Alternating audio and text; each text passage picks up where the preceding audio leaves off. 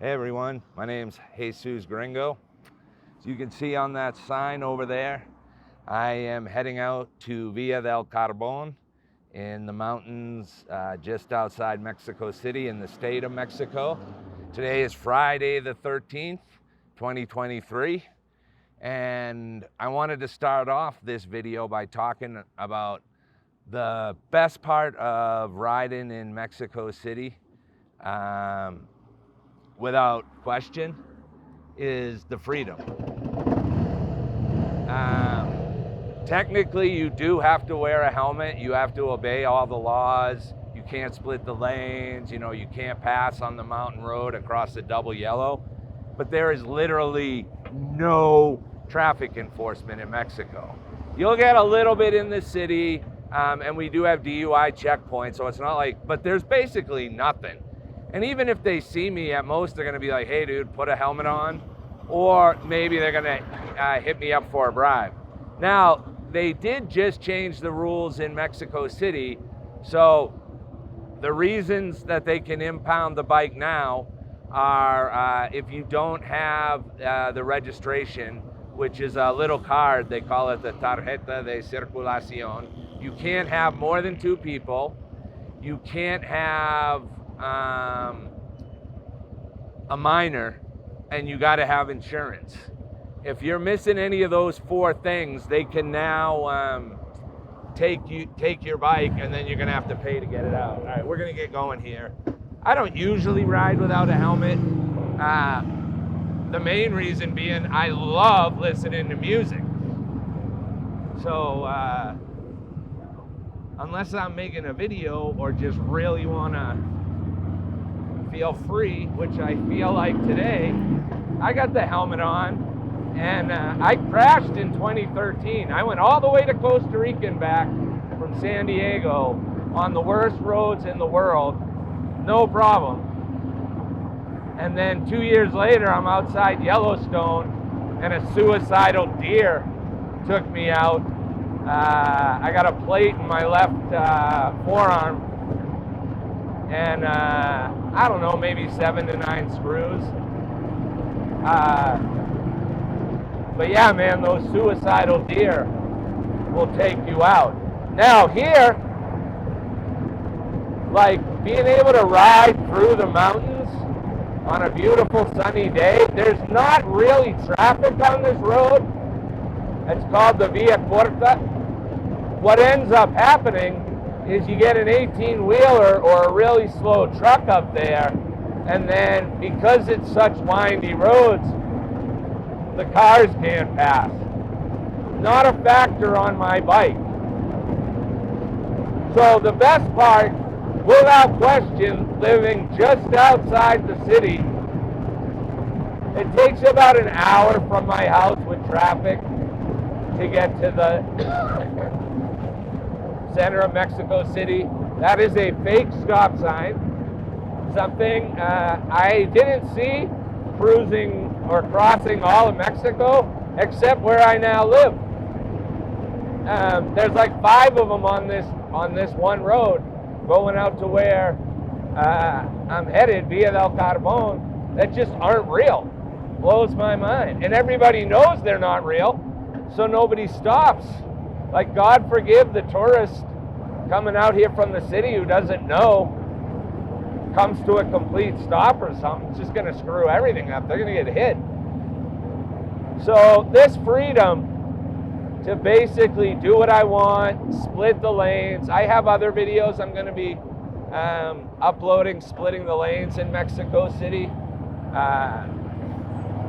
Basically anywhere, but within that traffic is where you got to really have some skills and not panic. You should not be riding a motorcycle after the initial period if you get super scared or panic, no matter what happens. I don't know why. I do not get scared or panic on this thing. I just react. No idea why, but I don't. Maybe it's because after more than like 50,000 miles, you just know the bike, or bikes in general. I had other bikes, but I wasn't able to ride because of that crash for a couple of years, and then this sat in storage till last year, till I could finally import it in. But if you're a panicky kind of rider, you ain't cut out for Mexico. It's a free-for-all because there's no enforcement. We have all the same kind of laws. It's just nobody's out writing tickets. It just doesn't happen. Now again, in the center of the city where tourists come, there's definitely, they're not going to let you double park in Zocalo. You double park around here, nobody cares. Like, just do what you want. I'm going to be able to pass all these cars coming through this like mini section of one town. There's nobody coming. No cop would ever pull me over and be like, you passed on the left. It's not a horrible pothole, but it's bad. Another stop sign, fake, nobody's stopping. Look behind me, no one stops for that thing. Blows my mind that we have fake stop signs. So up here we've got what's some of the worst parts of driving in Mexico, and the bane of motorcyclists. Those potholes are horrible. So the number one danger, without question, is just horrible roads. I hit a pothole on this road that had been around here for like 8 months a couple of weeks ago. Thought I fractured my back. I was able to get over it, but it took me a couple of weeks. No riding. My back was... So I didn't crash or anything. It was just, I hit that pothole at like 45 or 50 miles an hour on a different part of this road. And man, my back was just like, I pulled over like 100 yards ahead, got off. After about 10 minutes, I got back on, rode home, waited like 2 weeks, and I was like, all right, it's not getting better. I need to confirm with a doctor there's not like an actual fracture or something that I gotta be really worried about. So I make an appointment, or my father-in-law tells me about this place near where we are, and it turns out it was actually a chiropractor. I wanted, a doctor. I was gonna just have an x-ray maybe, whatever, just to be certain. And I ended up going to this like 60-year-old guy that looked very Indian. He just looked that way. I don't know if he actually was. He spoke really good normal Spanish, so they might have just emigrated here. But he was on dialysis. My father-in-law saw the catheter, I didn't. So we go into the room and he puts me on the massage table, and he just started doing a number on me. He's like, no, it's not fractured, it's just a muscle. He was digging those elbows into my back like I couldn't believe. Not just, where it was hurting, but all over. Just destroying my back. And a couple of times I'm like, I'm gonna have to tap out. This is absolutely brutal. I didn't. I'd never been to a chiropractor before. So there's just this tension, like, is he gonna break something? Like pulling on my neck real quick? Like, I don't know, never having done it. And then I was like, this guy's gonna hurt me worse. In the end, it did help. It was like $20 for 15 minutes. My back still isn't 100%, but that's because of potholes. The worst thing about riding here is just the condition of the road. That's not too bad, but it's a pothole. Okay, now something that coincides with that, I'm gonna give a tip here for riding in Mexico that I don't think I've seen anyone else talk about. One of the most dangerous things when you're riding a motorcycle here through the mountains like this are the shadows. Not kidding, the shadows. These roads can have such big potholes, but if you're not paying really, really close attention, you can think a shadow or a pothole is a shadow and just nail it. And so you're not going to have that problem as much around the city, although the buildings can throw some pretty big shadows. It's more in the mountains where I notice, like, wow, I got to really be on my game. So this is, they call those topes. They're speed bumps. And they're all over. Now, here, I know where they are. If you look up ahead there, that sign with the car going airborne means tope. That's because this is a big road where you can get up to speed and there aren't any. So that's where you're more likely to see a warning. Where those guys were working back there, there are people, some people will just paint them. The government doesn't, it's not mandated that you paint them. Most of them are just regular pavement.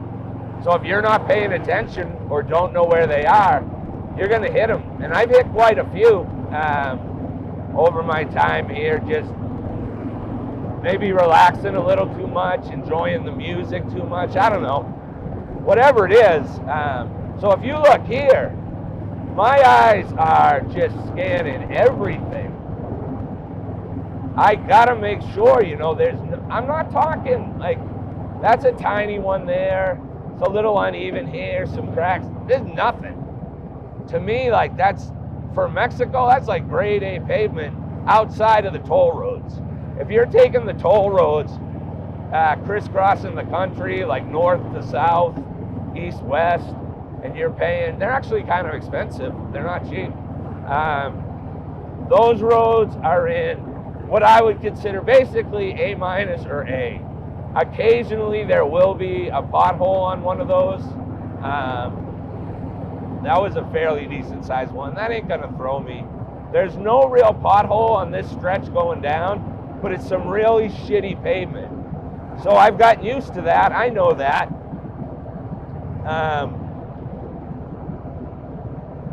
Like right there, some uneven bumps here. You got a half blind corner.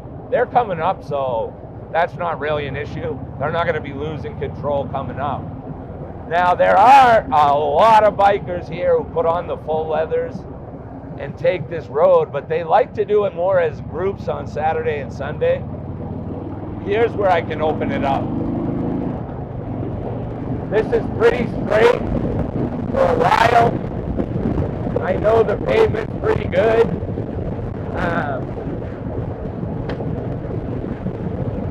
I don't know if I just hit something. I heard a glass. I don't know. I don't know what that was.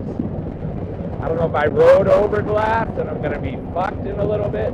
We'll see.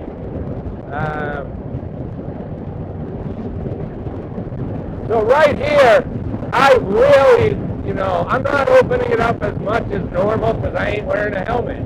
I'm still screwed at this speed, but I'm taking it into consideration. Like I said, all these shadows here, what's a hole? What's a shadow? You take your eye off the road for a minute and you happen to hit one that's not a shadow. Hopefully, you know, you got to handle it. You know, lean back a little bit more than usual on these sections. And that way, if you do hit it, you're a lot less likely to go over the handlebars.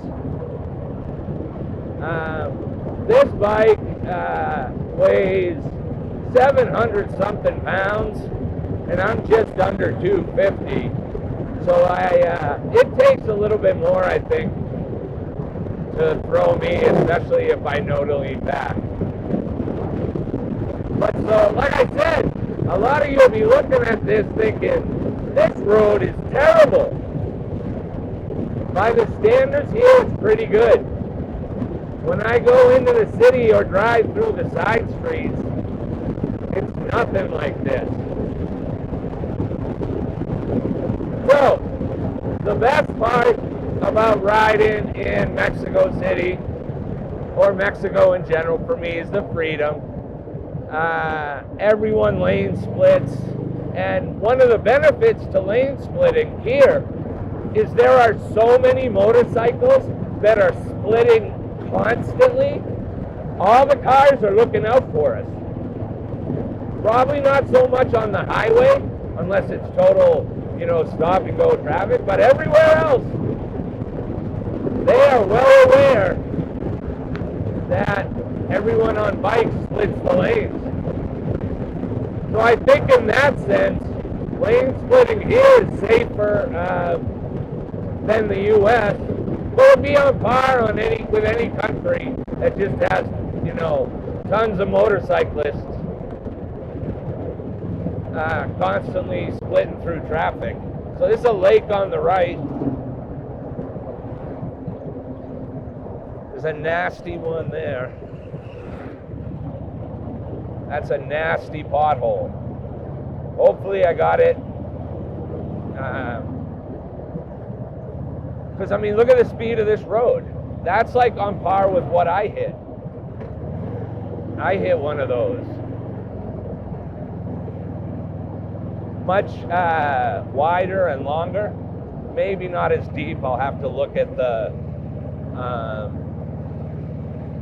video with like a close-up and see how bad that one really is. That's what I mean. If that happened to be where there's a deep, dark shadow and you don't see it, there's a difference on a terrible road like this with potholes you see and potholes you don't see. If you see it, you can adjust your body position, stand up on the pegs, do all sorts of things to absorb that impact. When you don't see it, you're much more likely to get thrown over the handlebars, ejected.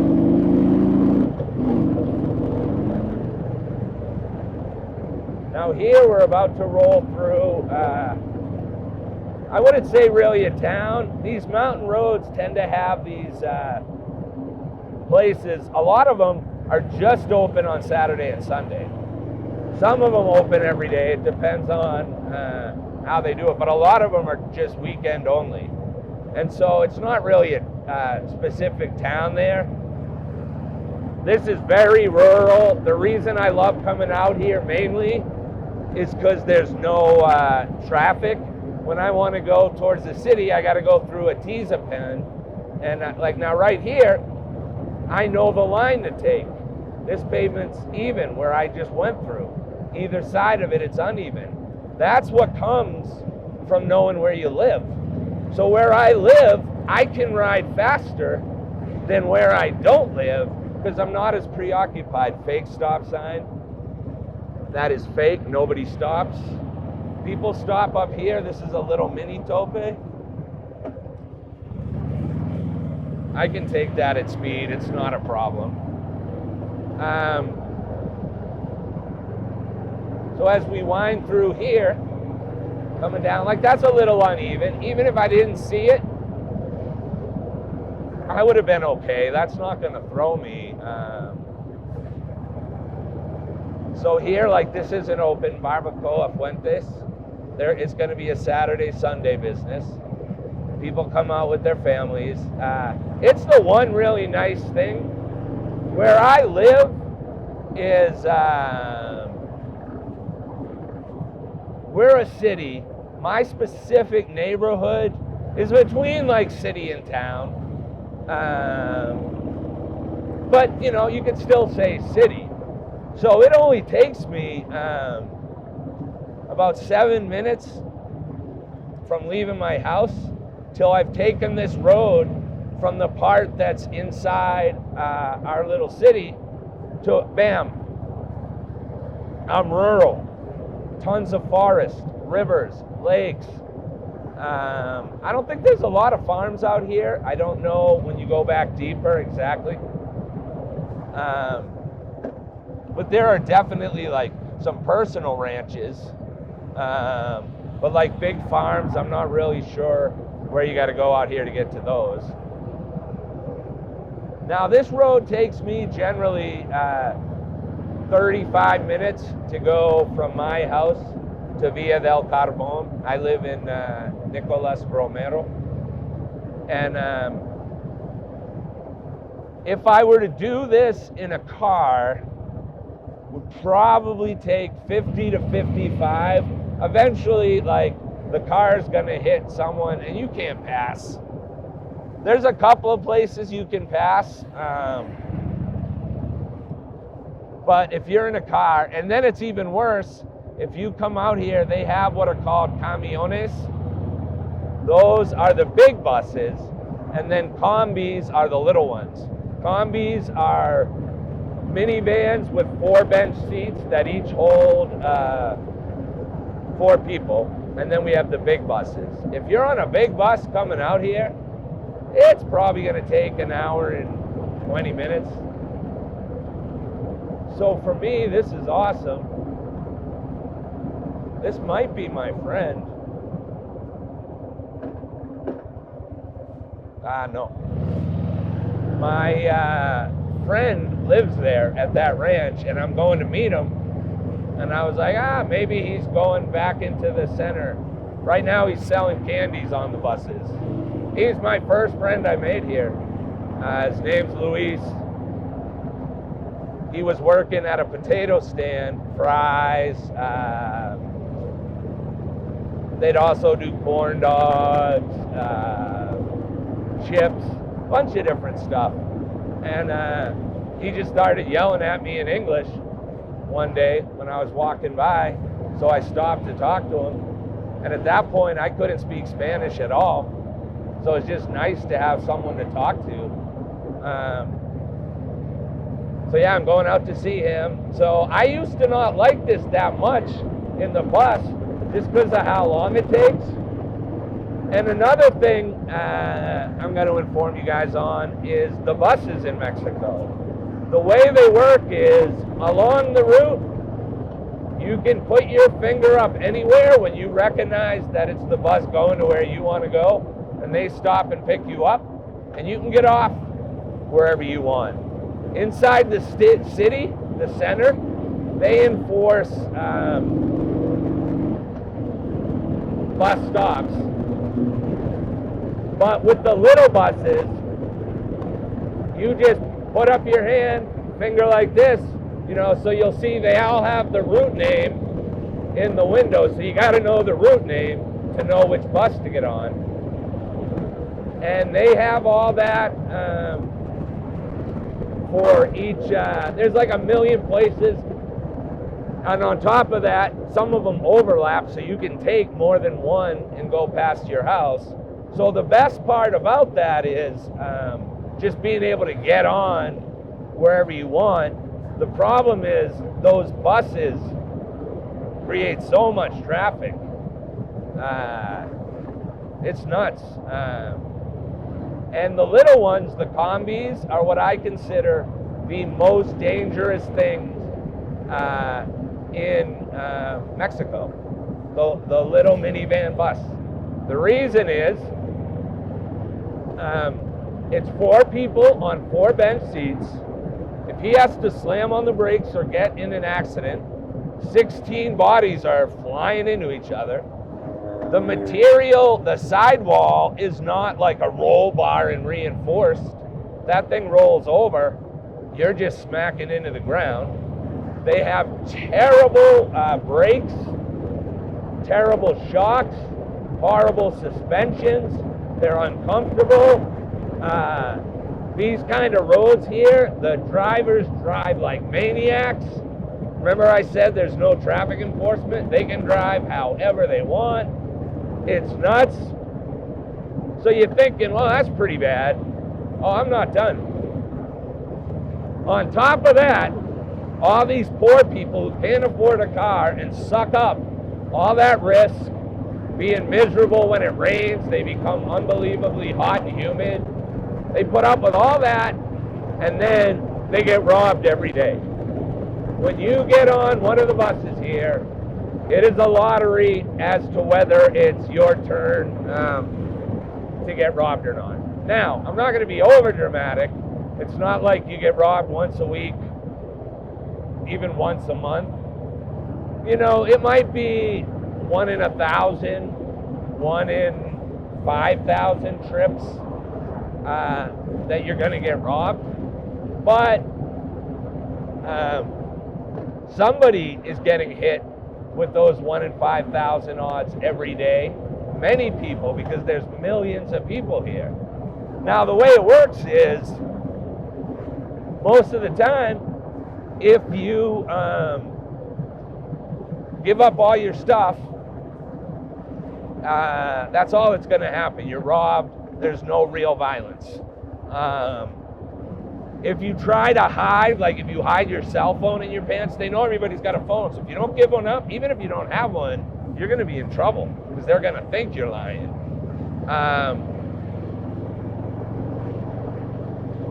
So that happens. If you don't give up your stuff, they shoot you. Every now and then there's a vigilante on the bus, and they will shoot the robbers. Every single time, every passenger says, I didn't see anything. Nobody is ever a witness. All right, I'm arriving here. You can see that sign there, Via del Carbón. There's a lot of cops in the center, so I'm not going to take a risk here of riding in without my helmet on. I'm going to stop the recording and throw it on. So again, my name is Jesus Gringo, coming to you from the mountains outside Mexico City, Via del Carbón. If you like the video, hit the like and subscribe buttons. I'm going to be making videos all over Mexico City and different parts of Mexico.